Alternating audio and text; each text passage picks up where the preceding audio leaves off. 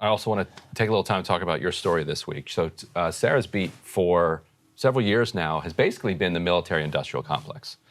And so you have a fascinating piece that calls back to the debates that the White House press corps was having with the White House early in the invasion, saying, "Where are the planes? Why are we not getting, these fighter jets? Why are we not getting these planes? Okay, if we can't give them their planes, give them the MiGs, and we'll give the planes to the Polish, and the Polish will give the MiGs to the Ukrainians." Right. Why aren't we setting up no-fly zones? Why aren't we setting up no-fly zones?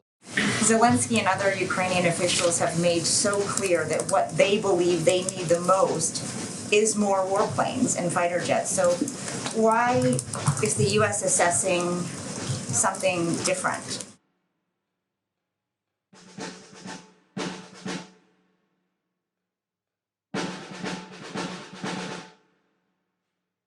Why does the U.S. believe they know better what Ukraine needs than what Ukrainian officials are saying they need the most? It sounds like, we're pretty dug in on our position when it comes to the no-fly zone, when it comes to the MiGs, despite this growing bipartisan call in Congress to shift a little bit. So, to put it bluntly, is Zelensky wasting his time tomorrow asking for these things? President Zelensky is going to be speaking to Congress tomorrow. He's been pushing for fighter jets, a no-fly zone. You have to hear some of those same requests tomorrow as well. Has the administration shifted on that at all? Though, calling for a no-fly zone. They're a NATO member. They share a border with Russia. How do we view their calls for a no-fly zone? And on President Zelensky's address tomorrow, of course, he is expected to ask for more assistance, as my colleague noted.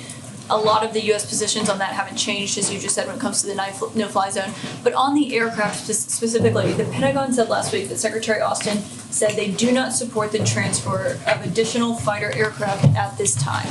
Is that still the United States' position? Would a strike in Poland on supplies or anything really automatically be met with a military forceful response, or simply a conversation amongst allies about how to respond? There are reports that a Russian drone made its way into Polish airspace before going back to Ukraine and being shot down.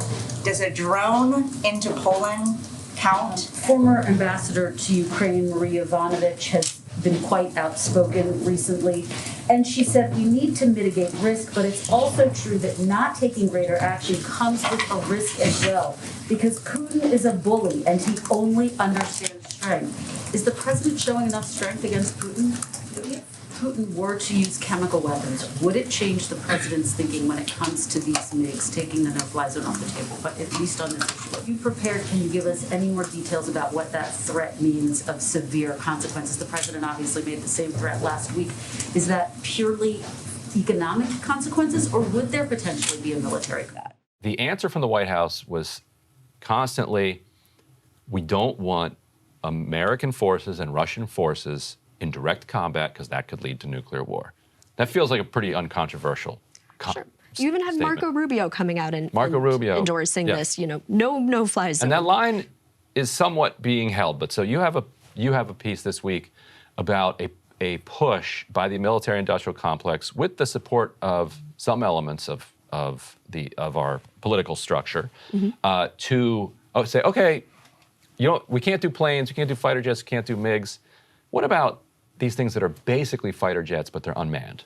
Right. So what are these Reaper drones? Right. So Reaper drones, from the perspective of the military-industrial complex and the people that are very much in favor of sending fighter jets, they effectively can function very similarly. They can do mass surveillance. They can carry very intense air-to-ground weapons.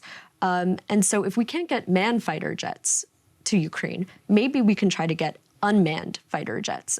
They are technically these things. Yeah, they're much bigger than the Switchblade drones, the handheld backpack drones that we've sent, these kamikaze drones that have gained quite a bit of fame for being sent to Ukraine. This is a complete... We're talking big missiles and the whole Hellfire. thing. They carry Hellfire missiles, which the U.S. has notoriously used, carried by MQ-9 Reapers to target or indiscriminately target people in Afghanistan, in Somalia, and they've been found to harm civilians.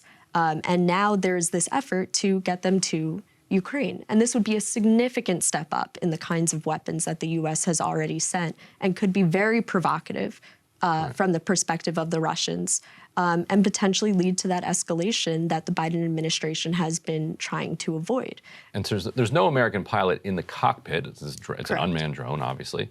But who would man these or woman these? Yeah, so the idea that's been put forth is that Ukrainian pilots could pilot Like be these trained drones. to Yes. remotely? Yes, so Is that realistic? So, in the U.S., Air Force pilots have to have at least a year of training before they can fly Reapers, but General Atomics has said, well, we can expedite the training. They're the Look how ones that make motivated. They're right. the ones who make the Reapers. Look how motivated the Ukrainian forces have proved to be so far in the war. We can train them on a much faster timeline. Oh, so lazy Americans, you need a year, but a motivated Ukrainian pilot. Sure. And How long do they say? Weeks? I'm not sure that there's been a specific timeline, but I was speaking with a General Atomics spokesman who said, well, before the State Department moves forward and approves this, while we're still in the negotiation phase, we could start training Ukrainian pilots now, which would be fairly unprecedented also for the way that these kinds of deals move forward. So, there's certainly this effort. We've seen the press, kind of beckon the administration, are you going to move forward and do this? We've seen several think tankers that are backed by General Atomics, the maker of the Reaper, argue in the media that the U.S. should be sending MQ-9s. We had Adam Kinzinger and a few other Democrat lawmakers send letter to the Secretary of Defense asking, well, what kind of timeline could we train the Ukrainian pilots on? And the business side here is fascinating because, as you describe in your story, this company is bit on the rocks, which to me is pathetic. Like, how are you a weapons maker in the United States and you're not turning a profit? Like, come on. And the clowns from Warhawks managed to get themselves rich. So this is their like prized baby. Like, and how much is one of these things? You said $300 million or something? Oh, well, so one individual aircraft can go for about at least 30 million. Right, 30 million. But then there's also all of the maintenance and operational support and all of the structure that goes with it, which adds exponentially onto it. Like when you're at the Toyota dealer and they're like, yeah, the sticker price is here, but if you want it, yeah. Exactly. So if you want it to actually work. So these are incredibly expensive, which just goes to show that if the U.S. were to approve a sale or a leasing agreement with the Ukrainians, I mean, the U.S. government would basically have to be involved in funding this. So General Atomics has had frustration over the years because the U.S. has a very strict export policy about who... We're not letting just anybody buy these. We're not just letting anyone buy MQ-9 Reapers. I mean, essentially up until the Trump administration, it was understood only NATO allies could have these because they're dangerous weapons. They can carry very sophisticated, very dangerous missiles and be used in mass surveillance. And so during the Trump administration, as part of its effort to broaden U.S. arms sales abroad, they eased this export policy. Who started getting them? So the UAE was approved, which is... Sure, they'll act responsibly. Which is obviously a very big step up. Taiwan, which is a big step up. No problem.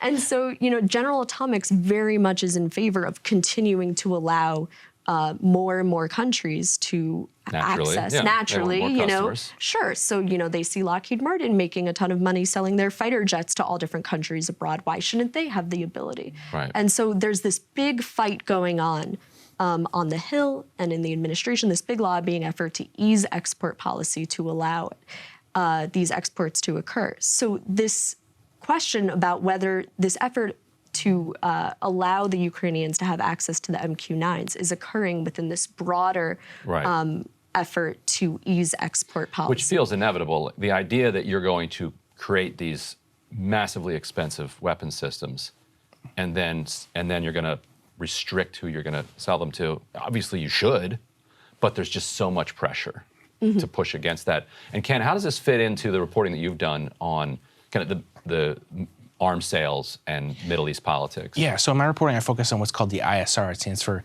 it's like the reconnaissance. Surveillance, reconnaissance. Yeah, intelligence, surveillance, and reconnaissance. It's this fleet of aircraft from the AWACS to all sorts of different things they use to, it's pretty amazing what their capabilities are. They can peer deep inside of Ukraine from outside of the border, the idea being that, we're not going to go in Ukraine to avoid becoming labeled a belligerent, but we're going to work from outside of it and then pass intelligence onto the Ukrainians that they're able to gather. And so these is this sort of presence that Biden has had since not even day one, since before day one. They've been operating at the border, collecting intelligence, passing things One way along. they were accurately able to say, hey, there's 125,000 Russian troops Exactly. on the border here. They weren't guessing. Exactly. They were And like, if you 1, 2, 3, 4, 5. if you look at the earnings calls for some of these corporations like Lockheed, this is an area of focus for them that they identified as a growth sector going forward. Because, as Sara said earlier, not just are you deploying these things, but you need to maintain them, which can be very The expensive. maintenance contracts are often the bigger source of revenue than even the initial sale. Exactly. And that's something I didn't realize until investigating this kind of thing, just how much money is involved in these things on a sustained basis, not even just a one-off thing. Yeah, and if you look at Northern Virginia and the suburbs of Maryland, like you see where that money has stayed. Right. Like you can just map kind of housing prices and the development out there. Great reporting, both of you, Sara Sirota, Ken Klippenstein, and for everybody watching. Thanks for watching Breaking Points, and also I think this is funded. I think you can ask Sagar; he knows all the details, by the people who donate to contribute to Breaking Points. So thank you for doing that. If you want to support our journalism, you can go to theintercept.com, and it won't be hard to find how to donate there. We badger people relentlessly on the site. I think the actual site is theintercept.com/give. But as soon as you go to our site, we're like, please help us. We were funded years ago, 2014, by a billionaire, but he's not around forever. And you don't necessarily want to always be funded by a billionaire. Yeah. And so, because it takes away your ability to be independent, and independent media is extremely important. So thank you guys again for joining us, and thank you guys for watching. Cable news is ripping us apart, dividing the country, making it impossible to function as a society, and making it impossible to know just what is true and what is false. But the good news is they are failing and they know it. That is why we're building something new, a new mainstream, a healthier one, something more trustworthy, something that we are going to need in one of the most pivotal times in American history. We are building up here for the midterms, for the upcoming presidential election, but we need your help. So if you can help us out by becoming a premium member today at breakingpoints.com, we're trying to change America for the better and the entire world. So what are you waiting for, guys? Go to breakingpoints.com and sign up and help us build a new mainstream.